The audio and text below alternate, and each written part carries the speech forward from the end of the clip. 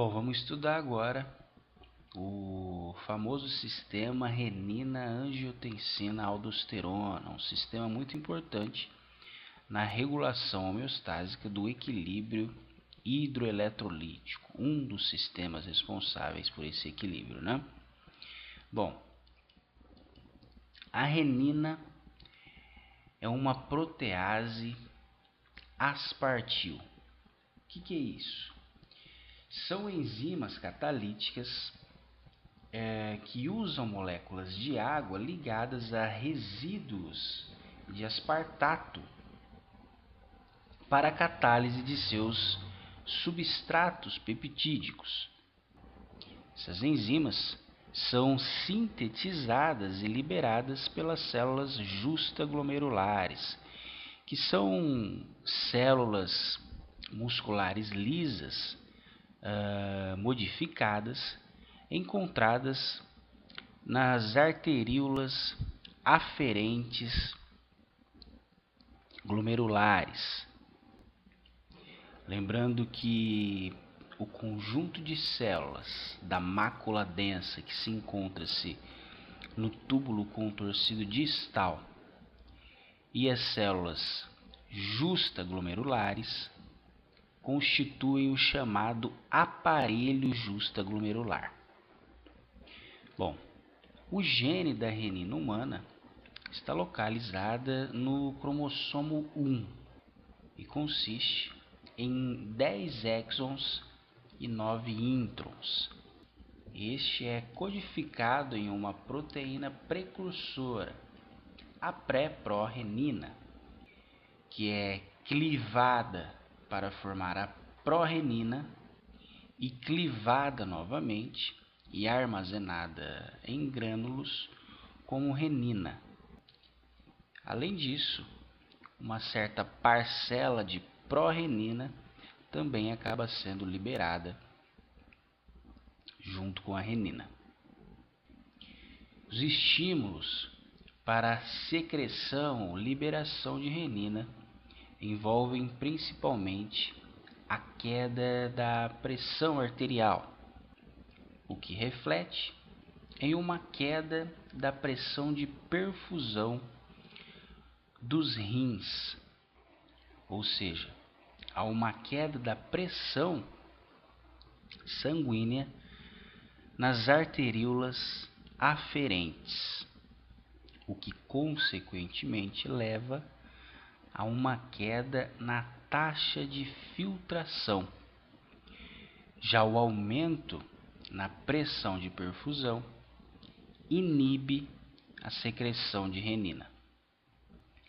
Além disso, essas células justaglomerulares são ricamente inervadas por neurônios simpáticos.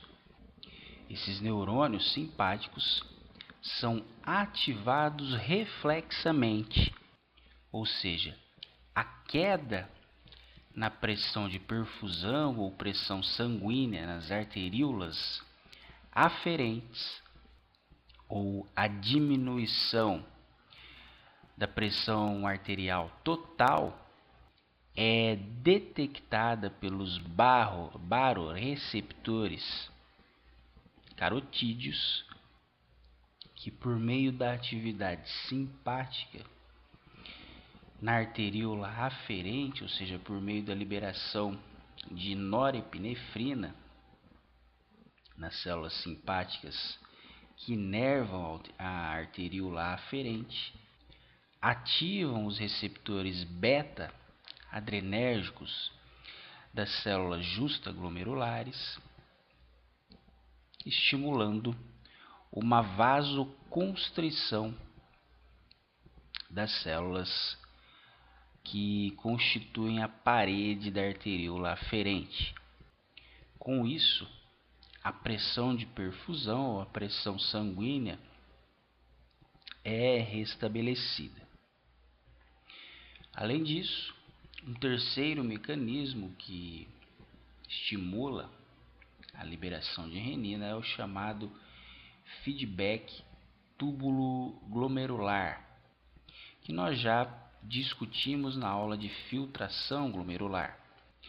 Bom, a diminuição da pressão sanguínea ou pressão de perfusão nas arteríolas aferentes resultam em uma diminuição da filtração glomerular, o que por sua vez diminui a entrega de cloreto de sódio nas células da mácula densa no túbulo contorcido distal. Essa redução de cloreto de sódio para essas células reduz também a estimulação parácrina de adenosina, o que desinibe as células justaglomerulares, que passam assim a liberar renina. Se você não lembra como ocorre esse processo, tente recordar na aula de filtração glomerular. Bom, então a liberação de renina por meio do feedback túbulo glomerular envolve a queda na pressão sanguínea nas arteríolas aferentes, que consequentemente reduz a filtração glomerular, reduzindo assim a entrega de cloreto de sódio nas células da mácula densa no túbulo contorcido distal, reduzindo a síntese e liberação de adenosina por essas células, o que retira a inibição das células justaglomerulares, que passam a liberar renina. Além disso, outros fatores humorais circulantes, como por exemplo a angiotensina 2, o peptídeo atrial natriurético, o hormônio antidiurético ou vasopressina, atuam reduzindo a liberação de renina, ou seja, eles funcionam como uma espécie de feedback negativo para as células justaglomerulares. Bom, essa renina liberada pelas células justaglomerulares cliva o angiotensinogênio à angiotensina 1. O angiotensinogênio é uma proteína sintetizada principalmente pelo fígado e geralmente circula em uma concentração plasmática relativamente constante. A angiotensina 1 é um peptídeo de 10 aminoácidos que não tem uma função fisiológica quando nesse estado. Ela só passa a ter uma função fisiológica quando convertida em angiotensina 2, processo que ocorre nos pulmões e é realizado pela enzima conversora de angiotensina, a chamada ECA. Enzimas que são encontradas na parede da superfície das células endoteliais pulmonares. Desse modo, então, a angiotensina 2, um peptídeo de agora 8 aminoácidos, possui uma ação pleiotrópica, ou seja, possui diversas ações já conhecidas. No entanto, seus efeitos principais envolvem a sua atuação no sistema nervoso central, no hipotálamo, estimulando a liberação de arginina vasopressina, ou o chamado ADH, que possui ação no endotélio, bem como no túbulo contorcido, ou melhor, nos ductos coletores, aumentando a reabsorção de água, portanto tem a finalidade de elevar a pressão arterial. Além disso, a angiotensina também no sistema nervoso central estimula a sede, bem como o apetite por sal. Além disso, a angio 2 também atua nas células glomerulosas do córtex da glândula adrenal, estimulando a síntese e liberação de aldosterona, hormônio que atua nos rins, estimulando a reabsorção de sódio e a excreção de potássio. Além disso, a angio 2 também tem ação no próprio tecido endotelial, onde estimula a contração da musculatura lisa, buscando assim aumentar a pressão sanguínea desses vasos. Ou seja, a finalidade da angiotensina 2 é restabelecer ou elevar a pressão dos vasos sanguíneos.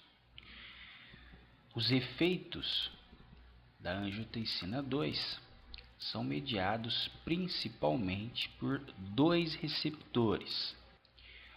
Os receptores de angiotensina 2 do tipo 1 e os receptores de angiotensina 2 do tipo 2.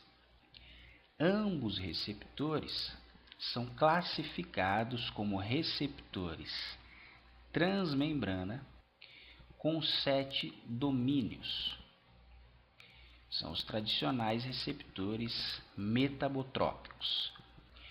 Os receptores do tipo 1 são acoplados à proteína GQ e estão envolvidos nas ações cardiovasculares, o que inclui suas ações no córtex da adrenal, no sistema nervoso central, no fígado, nos rins, no endotélio vascular e no coração, nos cardiomiócitos. Esse tipo de receptor proporciona uma ação combinada da fosfolipase C, aumentando a sua atividade, bem como da fosfolipase D, resultando assim em um aumento transitório de inositol trifosfato, que, como sabemos, possui receptores específicos no retículo endoplasmático, onde aumenta a liberação de cálcio para o citosol, que promove uma série de reações envolvendo a atividade da PKC, da proteína quinase dependente de cálcio, da calmodulina e das proteínas contráteis do citoesqueleto. Já o segundo principal receptor de angiotensina 2, os receptores do tipo 2, são altamente expressos no feto. No entanto, regridem no período pós-parto. No adulto, esses receptores possuem baixos níveis de expressão no sistema cardiovascular, nas glândulas adrenais, nos rins, no sistema nervoso central, no miométrio uterino e na pele. E não se sabe ao certo qual tipo de proteína G está envolvido nas respostas dos receptores de angiotensina do tipo 2. No entanto, sabe-se que a estimulação desses receptores leva a uma ativação da fosfatase com domínio SH, da fosfatase A2 e da proteína fosfatase 1 ativada por mitógeno. E todas essas fosfatases levam à inativação das quinases reguladas por sinais extracelulares, que são proteínas envolvidas na divisão e diferenciação celular. Além disso, alguns efeitos dos receptores do tipo 2 envolvem a ativação da óxido nítrico sintase, enzima envolvida na síntese de óxido nítrico. Bom, nos rins, a angiotensina 2 reduzem a taxa de filtração glomerular por aumentarem a resistência vascular dos rins e, portanto, reduzirem o fluxo sanguíneo renal. Além disso, a taxa de filtração pode ser reduzida ainda mais devido à ação da angiotensina 2 nas células mesangiais, onde provocam a contração dessas células, o que diminui a área eficaz de filtração. Esse aumento da resistência vascular, o que inclui as arteríolas aferentes, eferentes e os capilares peritubulares, faz com que a pressão coloide-osmótica aumente, especialmente a dos capilares peritubulares, o que aumenta a capacidade reabsortiva desses capilares. Ou seja, isso tudo aumenta ainda mais a reabsorção de sódio e água. Além disso, a angiotensina 2 aumenta a reabsorção de sódio por estimular o aumento da expressão dos antiportadores sódio e hidrogênio, estes expressos na membrana luminal, bem como estimula também o aumento na expressão das bombas sódio e potássio, bem como dos sim portadores sódio bicarbonato na membrana basolateral. Já os efeitos cardiovasculares da angiotensina 2 envolvem os receptores do tipo 1, que encontram-se localizados na superfície da parede endotelial, que, portanto, quando estimulados ou interagem com a angiotensina do tipo 2, ativam a proteína GQ, que por meio da atividade da fosfolipase C, aumentam a quantidade de inositol trifosfato, que por sua vez estimula a liberação de cálcio das reservas intracelulares. Esse aumento de cálcio intracelular, como nós já vimos, estimula a contração de proteínas do citoesqueleto.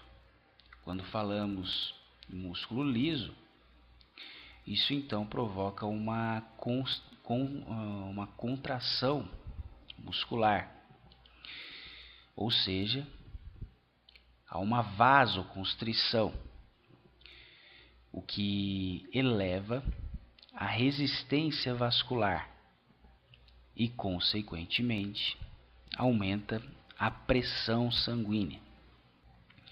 Esses mesmos receptores também estão presentes nos cardiomiócitos, onde, por sua vez, aumentam a força de contração do músculo cardíaco.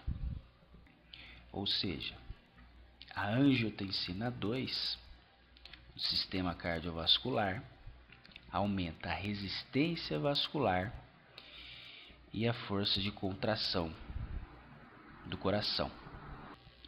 Além disso, o efeito mais conhecido da angiotensina 2 é controlar a síntese de aldosterona. Bom, embora as células da zona glomerulosa do córtex da adrenal expressem receptores para o hormônio adrenocorticotrófico, eles não possuem uma influência ou um efeito importante na regulação da produção de aldosterona.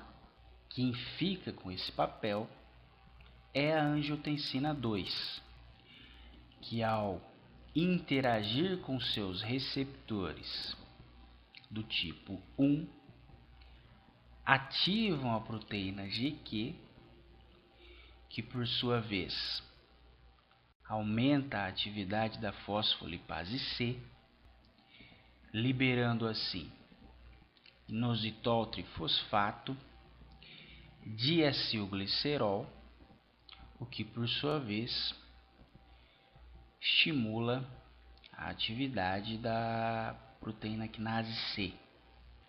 A proteína GQ desses receptores também pode interagir diretamente com canais de potássio, fazendo com que esses se fechem. Esse fechamento provoca uma despolarização dessas células, o que proporciona a abertura dos canais de cálcio dependentes de voltagem, permitindo assim o influxo desse cátion.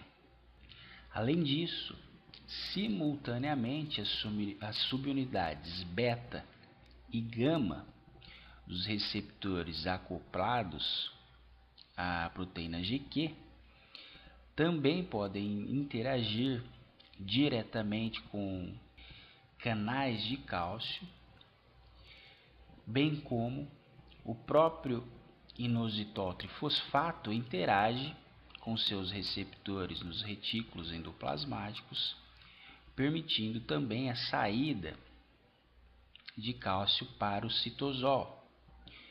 Tudo isso eleva e muito a concentração de cálcio intracelular, o que proporciona um aumento da atividade da proteína quinase dependente da calmodulina.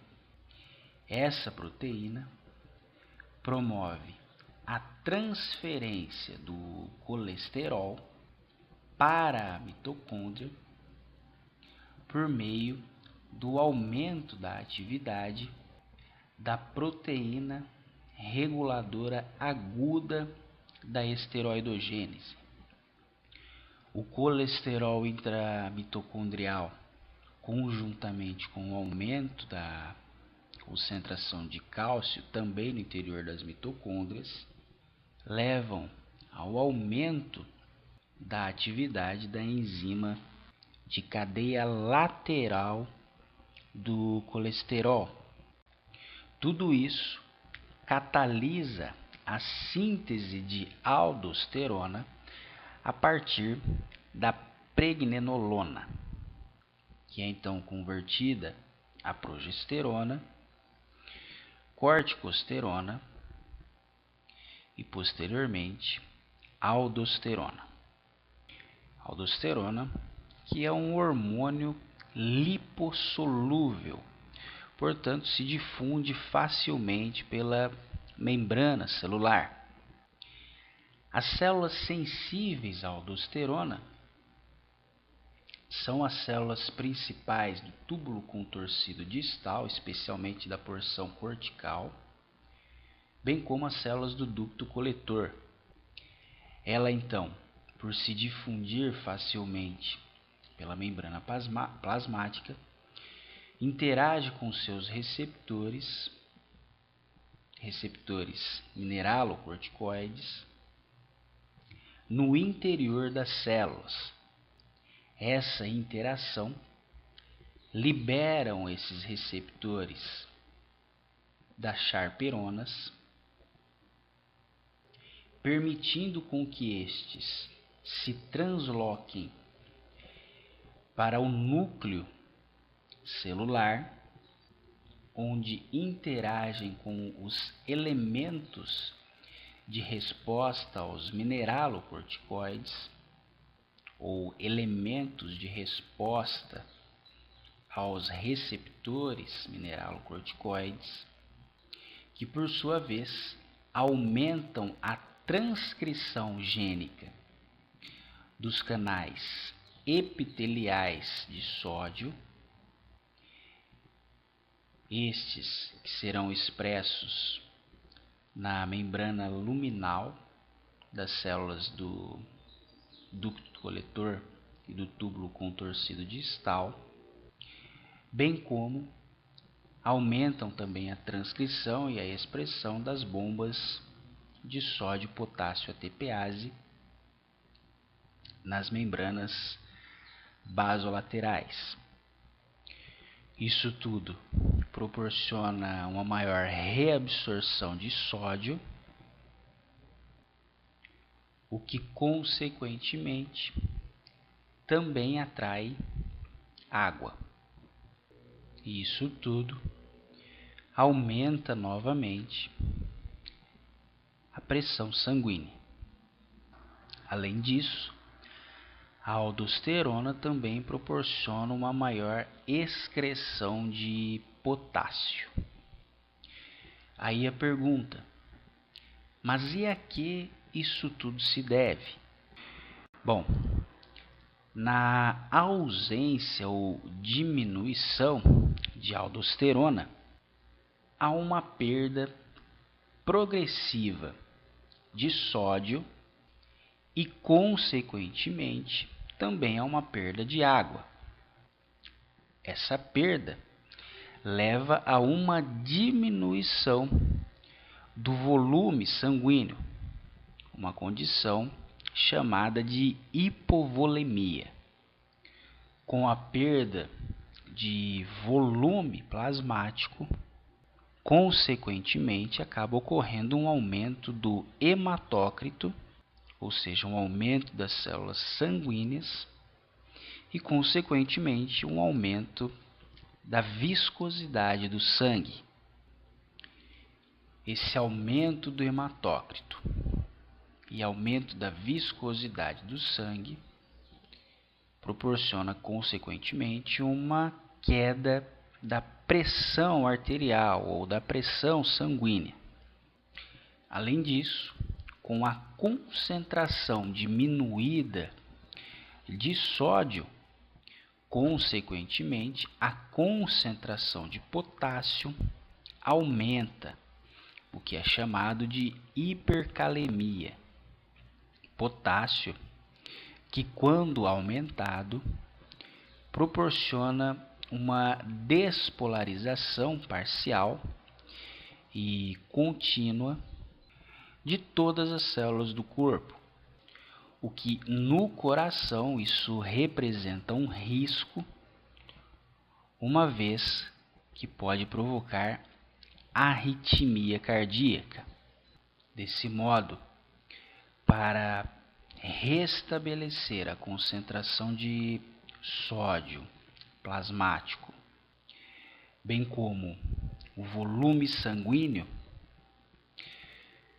a aldosterona proporciona um aumento da reabsorção de sódio, que consequentemente atrai água, uma vez que nessas situações geralmente também há a presença da atividade do hormônio antidiurético, enquanto também elimina o excesso de potássio.